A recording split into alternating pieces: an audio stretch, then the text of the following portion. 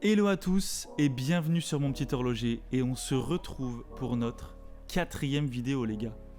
Et qui plus est pour notre, vous l'avez, pour notre première vidéo YouTube, enfin ma première vidéo YouTube, mais voilà, on l'a fait un peu ensemble. Oui, il y en a qui sont déjà en train de zioter, je me doute, ouais, qu'est-ce que c'est que ce bordel à droite à gauche? Tout à fait, ce sont des couvertures de magazines soigneusement découpées, comme un CP, et collées au mur. Voilà, il y a un moment donné les gars, le studio, il va pas se faire tout seul. Bref, j'avais posté une petite story, j'ai eu des retours de malades et je vous en remercie sur la création de la chaîne YouTube, est-ce que j'y allais ou non. Sincèrement, j'ai dû avoir peut-être 2-3 personnes qui m'ont dit non. Tout le reste, il y a eu des centaines de personnes à m'avoir envoyé des messages, à me dire vas-y go, fonce, même si c'est du taf, ça va être trop bien, on veut des vidéos et tout. Ça m'a fait hyper plaisir et je me suis dit bah go, on la tente. Donc la chaîne est là, la première vidéo aussi, et du coup voilà, le setup est un petit peu bancal, on va dire, mais ça va se faire au fur et à mesure et j'espère pouvoir agrémenter ça de semaine en semaine. Alors, la plupart du temps, je postais mes vidéos le samedi à 14h et on va d'ailleurs parler de rythme.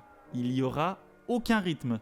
Terminé. Non, sincèrement, il n'y aura pas de rythme. Je ne vais pas me forcer et je ne vais pas me mettre la pression parce que je déteste ça. J'ai vraiment envie de faire des trucs naturels et qu'on soit un petit peu un petit rendez-vous qu'on se donne quand j'ai le temps. Le but, sincèrement, c'est de faire une vidéo par semaine, tous les samedis à 14h. Ça, c'est le top du top. Des fois, il n'y en aura pas. Parce que j'ai un métier, on a tous plein de trucs à faire. Métier, je suis en freelance, j'ai beaucoup de projets. Et mon petit horloger, c'est mon plus gros projet. Et le but, c'est de faire une vidéo tous les samedis à 14h. Mais des fois, voilà, ce ne sera pas possible. Et j'espère que vous comprendrez ça.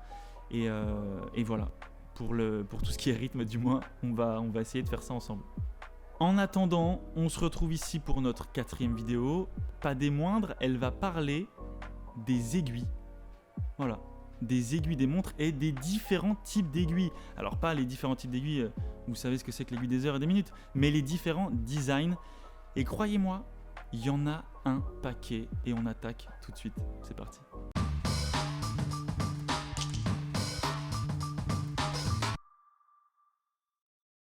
Alors je vais rien vous apprendre, mais sur les montres, que ça soit mécanique comme ici ou alors sur les montres à quartz, il y a la plupart du temps 3 aiguilles. L'aiguille des heures, l'aiguille des minutes et l'aiguille des secondes qu'on appelle aussi la trotteuse. Il peut y avoir d'autres types d'aiguilles, les aiguilles des complications. Il peut y avoir des aiguilles de réserve de marche, des aiguilles pour le jour, des aiguilles pour quoi d'autre ? Pour beaucoup de choses, pour la seconde aussi, un cadran d'une petite seconde, au lieu que l'aiguille des secondes soit sur le cadran central, elle est sur un sous-cadran. Bref, il y a beaucoup de types d'aiguilles différents, mais là, moi je vais vous parler des différents designs d'aiguilles et des différents styles d'aiguilles des heures, minutes, secondes. Enfin, heures, minutes surtout. Et on va commencer tout de suite avec les aiguilles les plus simples, on va dire, et les plus classiques, qui sont les aiguilles bâtons. Les aiguilles bâtons, comme vous pouvez le voir, c'est donc les aiguilles les plus simples, les plus classiques. Et c'est des aiguilles qui vont donner un style relativement épuré à la montre. On va les retrouver principalement, on les retrouve dans énormément de montres. Je vais essayer de vous citer à chaque fois des marques et des montres qui possèdent ce type d'aiguille. Bien évidemment, en commentaire, vous allez dire « Ouais, t'as pas cité celle-ci. » Les gars, il doit y en avoir peut-être 100 ou 1000 ou je ne sais combien. Donc je cite que quelques marques comme ça, je pourrais pas m'amuser à tout citer. Mais en tout cas, pour les aiguilles bâtons, on les retrouve chez Hermès, chez Junghans et aussi chez Belleros. Regardons ensuite les aiguilles fil. C'est un peu le même délire que les aiguilles bâtons, mais beaucoup plus fin. On va retrouver ce type d'aiguille chez Nomos par exemple. C'est un style très bohos. Ça va donner un style épuré et assez simple en fait, une fois de plus comme les aiguilles bâtons, j'ai envie de dire. On va les retrouver chez Nomos, mais aussi chez une marque que j'adore, une marque allemande qui s'appelle Sternglass. Et je vous conseille d'aller voir cette marque d'ailleurs si vous avez 5 minutes. C'est des montres super sympas avec un design hyper épuré. Si vous aimez bien un peu tout ce qui est architecture bohos et la simplicité, le minimalisme, allez voir ça, ça régale. Continuons avec quelque chose d'un peu plus travaillé, maintenant les aiguilles Breguet.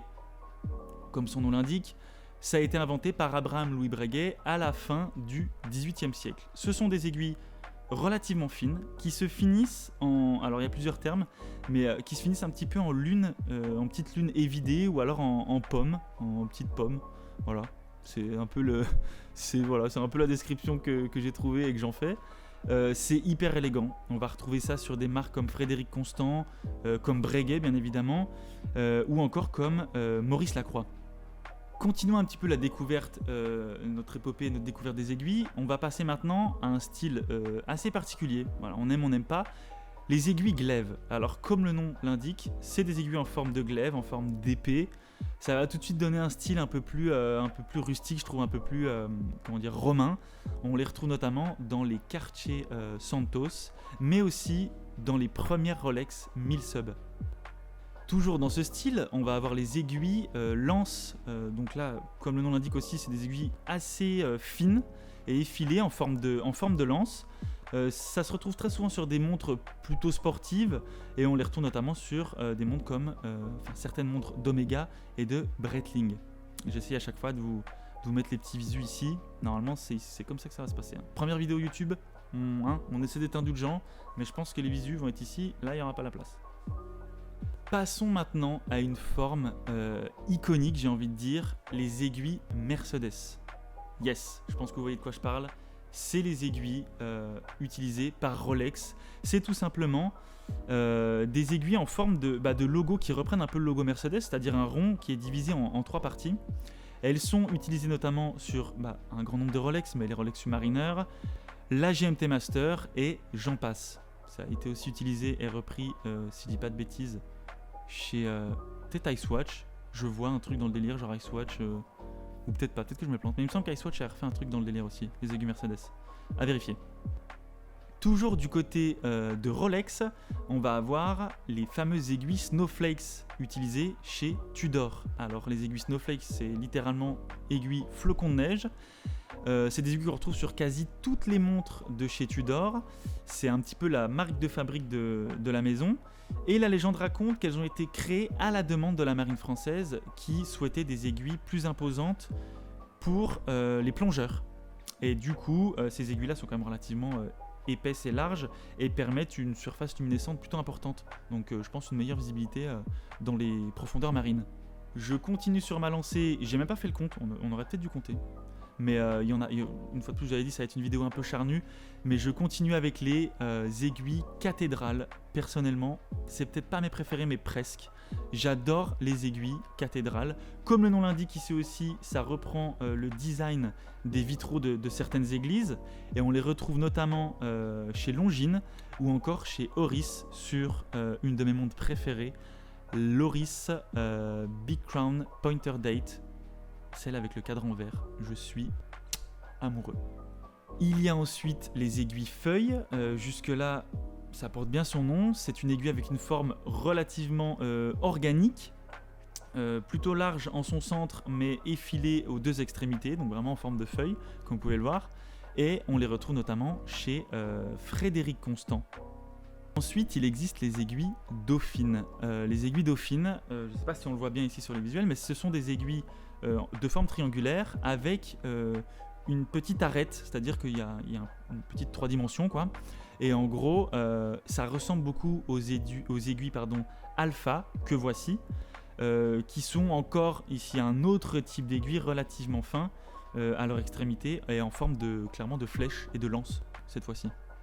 Pour finir cette vidéo qui est assez dense, c'est pour ça que j'avais hésité, petit aparté, mais j'avais commencé à filmer cette vidéo pour Instagram et je me suis dit ça va être assez long, assez charnu, assez dense, j'ai peur que les gens prennent pas le temps de regarder ça sur Instagram qui est plutôt une plateforme dédiée à des vidéos relativement courtes on va dire, j'essaie de pas dépasser les 5-7 minutes. Là je pense que largement ça va dépasser. Je sais pas du tout à combien j'en suis sur le compteur, mais je pense qu'on va largement dépasser peut-être les 10 minutes, on verra. Donc c'est pour ça que je voulais prendre le temps de refaire une belle vidéo YouTube et de parler vraiment de tout, enfin ou presque, de tous les types d'aiguilles différents. Pour finir cette vidéo, du coup, on va parler d'un dernier type d'aiguilles qui sont les aiguilles squelettes. Ici, comme le nom l'indique, ce sont des aiguilles, alors pas en forme de squelette, bien évidemment, mais des aiguilles qui vont laisser entrevoir à travers. C'est des aiguilles que je trouve relativement modernes, qu'on retrouve sur des montres comme les montres de chez Richard Mille, de chez Hublot ou encore de chez Romain Jérôme.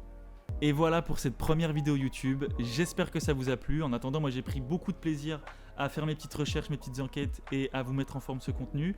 Certes, j'ai dû oublier quelques modèles, mais je pense vous avoir cité les modèles d'aiguilles, les designs d'aiguilles les plus connus et les plus courants. Et ce qu'il faut savoir, c'est que vraiment, les aiguilles, c'est ce qui va nous donner l'heure, c'est ce qui va nous indiquer le temps. Donc c'est hyper important et les créateurs, les horlogers doivent vraiment travailler ça dans le détail. C'est un peu la clé de voûte d'un design vraiment réussi sur une montre. J'espère que cette vidéo vous a plu.